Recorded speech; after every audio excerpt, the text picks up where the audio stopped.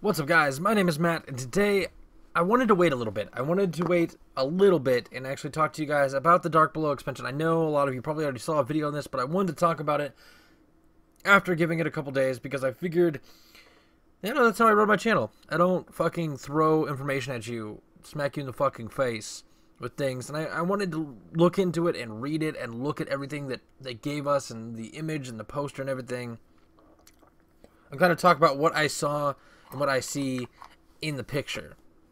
So, if you weren't aware, on, I think it was the 29th of December, 29th of October, Bungie released information on the Dark Below. Now, one thing I wanted to point out is that, first off, right off the bat, you can clearly see that these Guardians, the Warlock, the Hunter, and the Titan, they all have all this crazy gear on them. Crazy, crazy gear. Like, look at these shoulders on this Warlock and this helmet. And this helmet, and just look at these shoulders and everything, and this weapon. Like, they put a lot of detail into it. There's a lot more than just what you see. It's not just them putting some pictures. Like, I feel that these things are going to be in the game. But if you weren't aware, in this expansion that's coming out, and they also gave us the release date, which is right here, December 9th, 2014. So we got about 6 weeks. But in this one is going to be new weapons and gear. They're going to raise the maximum light level to 32. They're going to add a new cooperative strike, 3 new multiplayer maps, new story missions, and a new 6-player raid. It's all great and all. I mean, the things I'm most excited about is this right here. I'm excited about the new multiplayer arenas. Obviously, I'm a very avid PvP player, as well as a PvE player. Story missions, whatever to me. The new strike, that's great. That's great. I love that. And, of course, new gears and weapons. One thing I wanted to point out is, as you can kind of see in the background here, there is what appears to be a knight, so I'm going to go ahead and assume that's Crota. I'm not sure yet. We'll have to find out when that time comes, but I just want to point out that is there, and Bungie does put those small things in there. I'm curious if these cracks mean anything. I was kind of looking at the cracks on this and how there's, like, writing on these. I don't know if those actually matter, but there's that. They also made sure that they pointed out, and this is why I think if you look right here, there's the same image we see very small here, but it's that same shape here. So this color, that's what we see. That's why I was pointing that out. So the first thing is, beneath the surface of the moon, a long forgotten enemy wakes. Survive the Hellmouth and stop an army from invading Earth. Expand your adventure with wealth of new weapons, armor, and gear. Complete new story quests and missions. Take your fire team into new competitive strike raid. Put your competitive skills to the test in 3 new competitive multiplayer arenas. Basically, they said everything up here, but in their own words. Now, I want to point one thing out. Complete new story quests and missions. Story quests and missions. Okay, I'm pointing that out. Now, here's why. Burn back the shadows. A new tower character, Eris, has come forth bearing an ominous warning. The Hive seek to summon a god, Crota. Now, if we remember right, there is a sword of Crota to destroy the Earth. Find her in the tower, complete her quests, and 3 new story missions. So I think a lot of people are freaking out right now. Only 3 missions. But here we go. Complete her quests and 3 new story missions. Face what waits in the Dark Below. So I think the first thing they went on to talk about after that is basically covering that part. As they said, basically the light level is going up to 32. New weapons, armor, gear. I'm assuming that we have to do the raid. Whatever. That's cool. That's how you probably get 32. But you can probably get 31 without doing it. Like, you can get 21 right now, or 29 right now. So I'm assuming you can get 31 without doing it. So that's cool. It'd be nice to be above 30. But regardless, this right here, this line right here, 5 additional bounty slots. Now, we'll come back to that in a bit. This is going to be a longer video because I really want to go into in-depth on this. But one thing I am noticing, there's 1, 2, 3 ships, what appears to be 2 rocket launchers, 4 ships, excuse me. No, yeah, 4 ships. There's another ship over here. We're getting all sorts of things. One thing I really want to point out is this right here. Boots. Now, they're not going to just show legendary boots. These are exotic boots. So I think in the Dark Below, we're going to finally see some exotic boots, which I thought was really cool. Now, here's that helmet that I talked about earlier. Where's those shoulders at? There's that chest piece that I was talking about earlier on the Titan. There's that weapon I was talking about. So these things are going to be all the exotics. That pistol looks fucking crazy. This rocket launcher, it's kind of cartoony, but whatever. But all these things, and they even said this is not all the gear.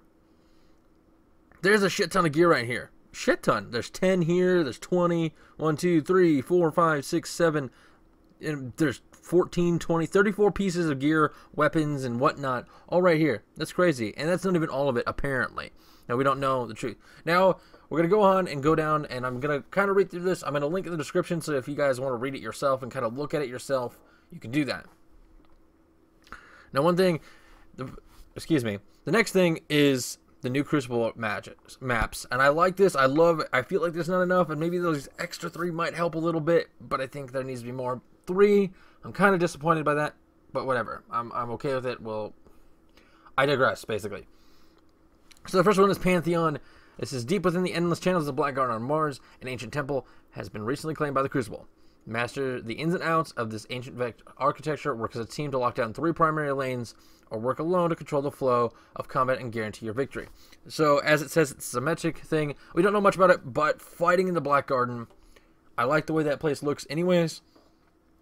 So it'll be a good change. We haven't really fought on that part of Mars yet, so that'll be good and different, and I think it'll be fun. It's going to be, it's all maps supported, but it's not a big map, at least from what I can pick up on. It's medium size, probably the size of, I don't know, let's say Blind Watch. It's probably the size of Blind Watch, which is a decent size map. So the next one is Sky Shock, the recently repowered interplanetary defense array on Earth. I'm assuming this is where we repowered that defense array. Maybe it's something off in the background that we didn't see. Remember in the story? I think Bungie's really good about that. But the recently repowered interplanetary defense array on Earth bears the scars of our endless battle with the Hive. Okay, I didn't fully read that. I was reading into that before, and I was like, oh, look, see, I was right. Story mission, yeah. Anyways, messy multiple engagement distances on foot and in vehicles, balance the risk and reward of multiple routes, claim powerful vehicles to clear the path and deny the enemy control of the battlefield, crush your opposition. Now this one is, I'm going to go ahead and assume it's like First Light and Bastion on its size and its vehicle usage. I don't particularly like those maps, as you probably heard if you watched my other videos. I don't particularly like those maps, but I can deal with them. And hopefully this one is better. I don't know, maybe because we're on Earth it might be a little bit better, but it is only for the 6v6, so it's only for Clash and Control, but that's okay. I can deal with that. The last one is the Cauldron. It is an abandoned Hive ritual site, thought to be the site of dark sacrifice. Probably has something to do with the story. The Cauldron has now been claimed by the Crucible, where brave guardians now wage war. The central chamber is a choke point for intense close-range combat. Watch for signs of the closing opposition. Keep your head on a swivel and show no mercy. I'm assuming there's probably things that will indicate where your enemies are and whatnot based on what they stand on. Who knows? It is an asymmetrical close quarter, almost supported. So basically, we're going to be playing this on everything. Skirmish, Rumble, 6v6, 3v3, Control, Clash, you know. The next thing is the new cooperative strike. It is called the Will of Crota. Now, I'm going to go ahead and try to pronounce this and call it Omnigul the Vile. Will of Crota, Omnigul the Vile Will of Crota grows the Hive Horde to prepare the Earth for Crota's reign into the Jovian complex. With a fire team of guardians, burn Omnigul out of her nest with your light, destroy her, and purge her vile spawn from Earth. Now, if you don't know about that video, go watch my video. I went to the Jovian complex, kind of explored it, but now it all makes sense, and it looks, based on this picture right here, that Omnigul, the Vile Will of Crota, is a giant wizard boss, so that should be a fun, crazy, difficult engagement, at least in the beginning. We'll see how that turns out, but I like that. I like that a lot. The next thing is the new raid, and they really gave us nothing.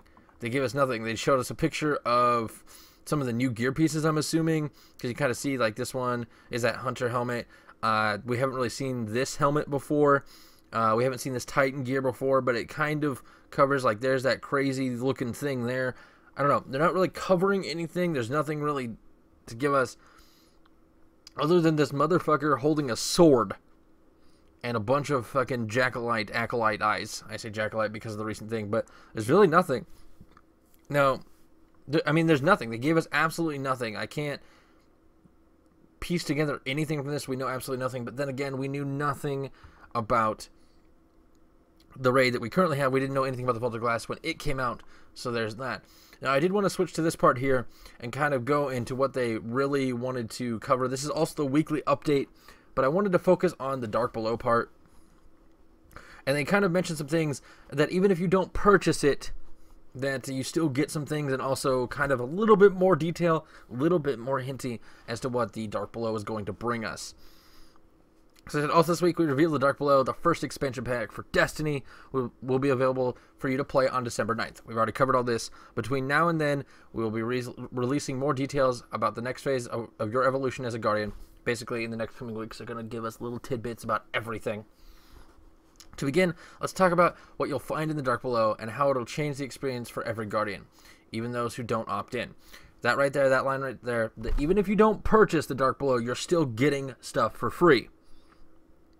So all those people freaking the fuck out and saying, why not give us free shit? Why are you giving us a half game? Blah, blah, blah, blah, blah. You're getting some shit. You just don't get as much as us that pay for it, which I'm going to do, and bring you tons of Destiny content on that.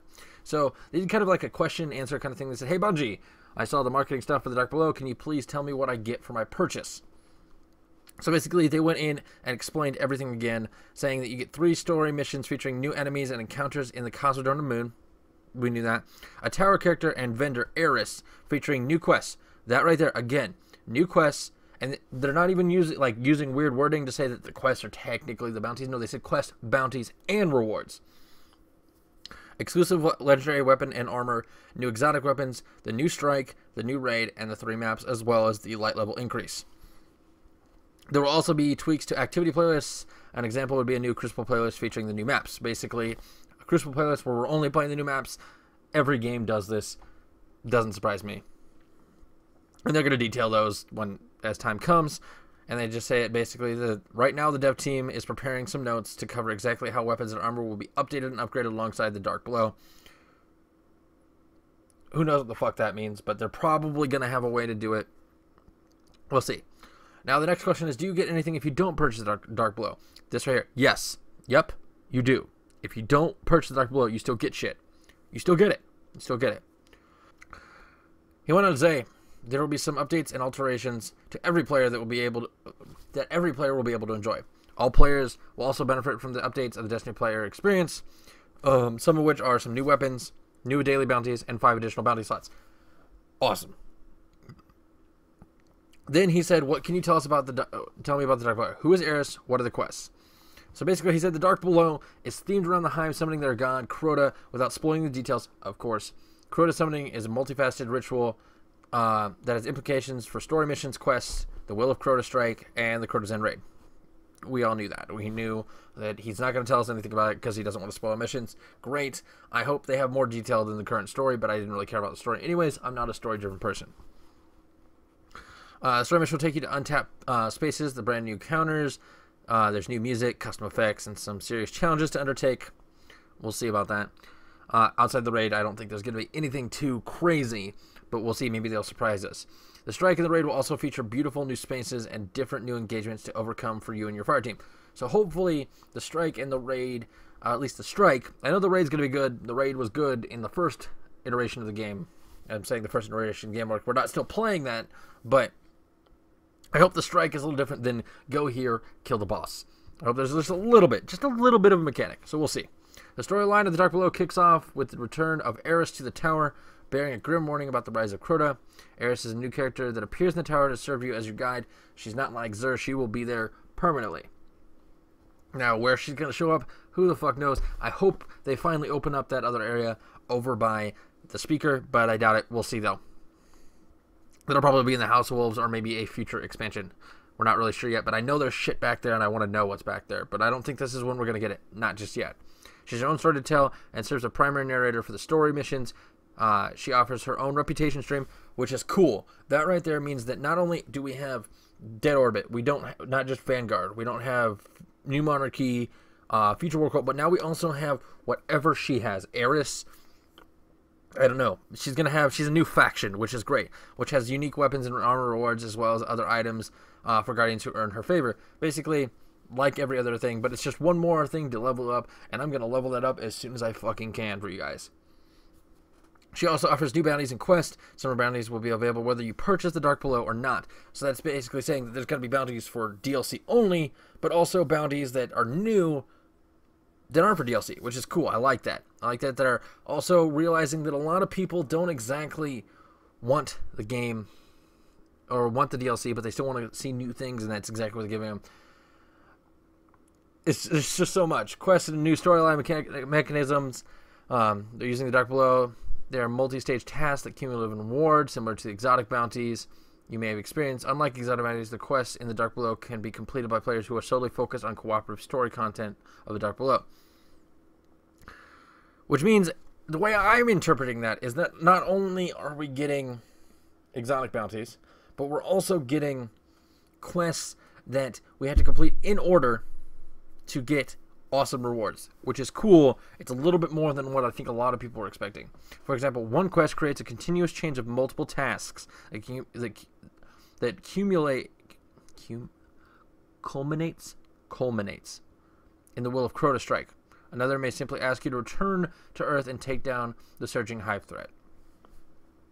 So that'd be really cool. So one quest tells you to go into the strike and do certain things, but change it just a little. And that's how I'm taking that, and I hope that's the case, because that's exactly what I was just asking for a little bit ago. This new way of storytelling in Destiny is a bit experimental in nature. We've seen players spending a lot of time in the tower, and we've heard loud and clear that players would like more unique gear and additional bounties. Eris is one part storyteller, 1 part tower defender, and 10 parts creepy. It's awesome. And then, of course, they went and talked about all the exotics and how they're going to be changing the ones that we currently have, as well as giving us some better ones in the expansion. And they went on and did the rest of it, but you guys can read that if you want. This video has been a lot longer than I wanted it to be, but I wanted to cover everything all in one chunk so you didn't have to come back for multiple videos, because I don't feel you guys need to. I don't want to milk you guys for views. I give you videos, I bring you content every single day, and that's what I'm going to continue to do. So I hope you guys enjoyed this. Let me know what you think about the Dark Below. Is it going to be worth it? I feel there's a lot more there than a lot of people are reading it as. I think it's a lot more than just new armor, new gear, a new light level, a new strike, 3 new multiplayer maps, some new story missions, and a raid. I think there's a lot more to it, but Bungie isn't fully telling us yet. And every time I find something about the Dark Below, be sure to know that I will bring you that content as soon as I get information on it. I will bring it to you guys.